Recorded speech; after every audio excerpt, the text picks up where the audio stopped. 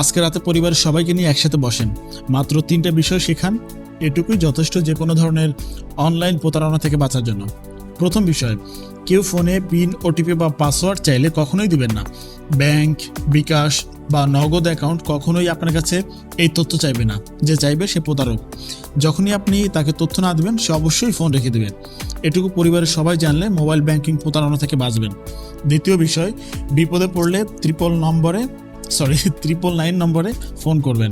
ছিনতাই, দুর্ঘটনা, আগুন, যে কোনো বিপদে ব্যালেন্স না থাকলেও কল হবে। বাড়ির বাচ্চা থেকে বুড়ো সবাইকে এই বিষয়টা অর্থাৎ এই নাম্বারটা মুখস্থ করান। তৃতীয় বিষয়, অপরিচিত কোনো লিঙ্কে ক্লিক করবে না। মেসেঞ্জারে, হোয়াটসঅ্যাপে, SMS-এ যাই আসুক, লোভনীয় অফার, পুরস্কার, ফ্রি কিছু এই ধরনের লিঙ্ক দেখলেই ডিলিট করবেন।